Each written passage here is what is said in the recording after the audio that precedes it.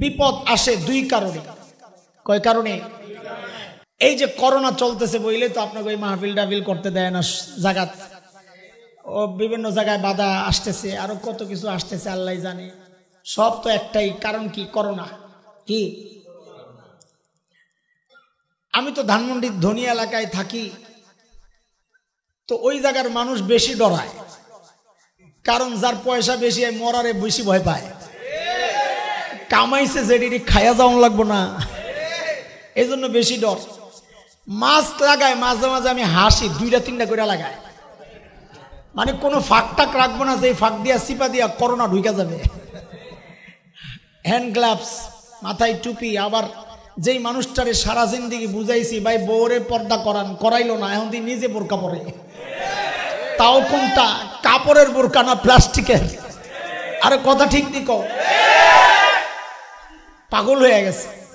আচ্ছা, এখন তো ভ্যাকসিন বেরিয়েছে, ভ্যাকসিন। আমেরিকা, রাশিয়া, চীন, ভারত ভ্যাকসিন বের করছে, বাজারজাত করতে পারতেছে না। কেন? কারণ ভ্যাকসিন খালি চেহারা পাল্টায়। এই পর্যন্ত বলে 300 বারের উপরে ভ্যাকসিন তার চেহারা, করোনা তার চেহারা পাল্টাইছে। মানে কি? মানে হচ্ছে, ধরেন কথার কথা, এক লোক বলল এই লোকের একটা জামা বানাইয়া দাও, তো একটা বুড়ি দাঁড়ায় আছিল, বুড়ি, তো দর্জি বুড়ির জন্য একটা মেক্সির মাপ নিছে, কথার কথা। মাপ নিয়ে বানায় না পরাইতে যায়, দেখে আয় আল্লাহ, এটা দেখি আস্তা তাগড়া যুবক একটা। তা আবার শার্টের মাপ নিছে, শার্ট বানায় না পরাইতে যায়, দেখে আল্লাহ পিচ্চি মেয়ে একটা। তা আবার ফ্রকের মাপ নিছে, ফ্রক বানাইয়া পরাইতে যায়, দেখে হায় খোদা যুবতী মেয়ে একটা। ঠিক করোনা সমস্ত চিকিৎসা বিজ্ঞানীদেরকে ওইভাবে কান ধরে আল্লাহ ঘুরাইতেছে।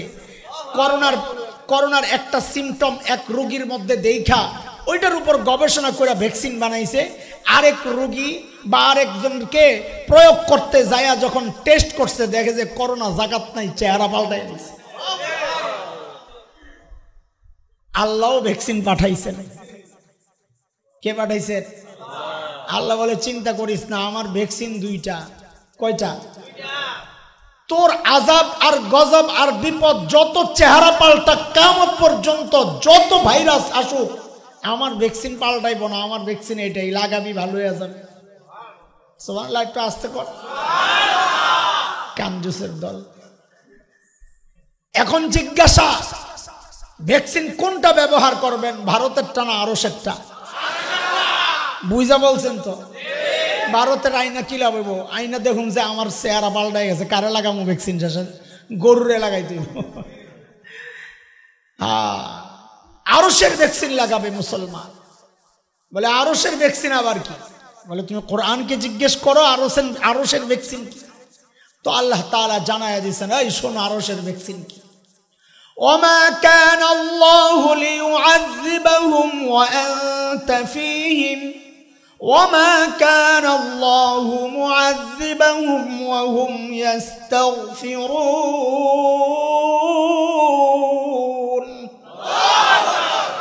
আল্লাহ বলেন ভ্যাকসিন কয়টা? 2টা। জোরে 2টা। 1 নাম্বার, ওমা কানা আল্লাহু মুআযযিবাহুম ওয়া আনতা ফীহিম।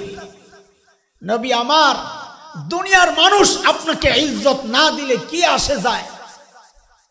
আমি আল্লাহ আপনাকে মহব্বত করি, আপনাকে সম্মান দিয়েছি, আপনি যতদিন আছেন আমি আযাব দিব না। আমার নবীর সম্মান, ইজ্জত। আল্লাহু আকবার। আল্লাহ বলতেছেন আমি আযাব দিব না, আপনার ইজ্জত এটা। বলে তাইলে তো ভ্যাকসিন একটা আমরাও মিস করলাম, নবী তো নাই, মিস করলাম না? কথা বলেন না, হতাশ হওয়ার কিচ্ছু নাই। কেন? কারণ আমাদের বড়রা বলেছে, যে ব্যক্তি সুন্নতের সাথে নিজের জীবনকে লাগাবে, সুন্নত দ্বারা নিজের জীবনকে সাজাবে, সে যেন নবী আলাইহিস সালামের সঙ্গেই আছে। মানে কি? যে সুন্নতের জীবন মানবে, সুন্নতওয়ালা জীবন বানাবে, আল্লাহ তাকে আযাব আর গজব দিবেন না ইনশাআল্লাহ। ভুল বুঝবেন না, এর মানে এটা না সুন্নতওয়ালা যে সুন্নতের উপর চলে যে তাকে করোনায় ধরবে না। আমি করোনার কথা বলি নাই, আমি বলছি আযাবের কথা। কি করোনা মানি যে আযাব, ব্যাপারটা এমন না। আমার এক ভাই আমার না আমাদের এক ভাই বয়ান টয়ান করে, মাঝে মাঝে উল্টাপাল্টা বলে। তো দেখছি এক বক্তব্য দিয়ে বড় বিপদে পড়ছিল, না বুঝেই দিছে বক্তব্যটা যে নামাজিকে করোনায় ধরবে না, যদি ধরে তো কোরআন মিথ্যা।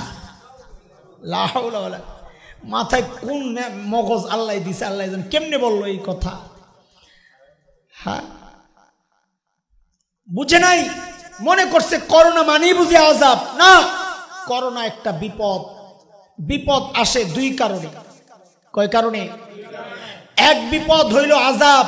সূরা রুম আয়াত 41 আল্লাহ বলতেছেন, যাহারাল ফাসাদু ফিল বাররি ওয়াল বাহর বিমা কাসাবাত আইদিন নাস।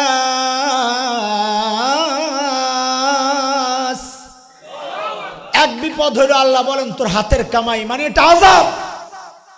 আরেক বিপদ আল্লাহ বলেন ওয়ালানাবলুওয়ান্নাকুম বিশাইইম মিনাল খাউফ ওয়াল জু'i ওয়া নাকসিম মিনাল আমওয়ালি ওয়াল আনফুস ওয়াস সামারাত ওয়া বাশশিরিস সাবিরিন।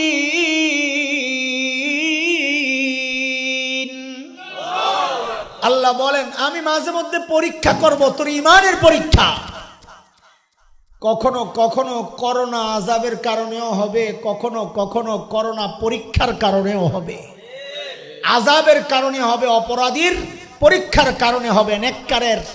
যদি ইমানদারের করোনা হয় বুঝতে হবে তার পরীক্ষা, আর যদি বেঈমান নাফরমানের করোনা হয় বুঝতে হবে আযাব। বলে কেমনে বুঝবো কে ইমানদার কে বেঈমান? বলে যেগুলা মনে করে মসজিদে গেলে করোনা ছড়ায়, ওয়াজ মাহফিলে করোনা ছড়ায়, বাজার ঘাটে গেলে করোনা ছড়ায় না, গার্মেন্টস খুললে করোনা ছড়ায় না, সিনেমা হল খুললে করোনা ছড়ায় না, ওগুলারই যদি করোনায় ধরে তো এটা আযাব আর গজব। হিসাব সোজা। ভ্যাকসিন একটা গেল, সুন্নতের উপর চলবো, ইনশাল্লাহ আযাব ধরবে না ইনশাল্লাহ। 2 নাম্বার ভ্যাকসিন, এটা আরো আজীব ভ্যাকসিন। وما كان الله معذبهم وهم يستغفرون।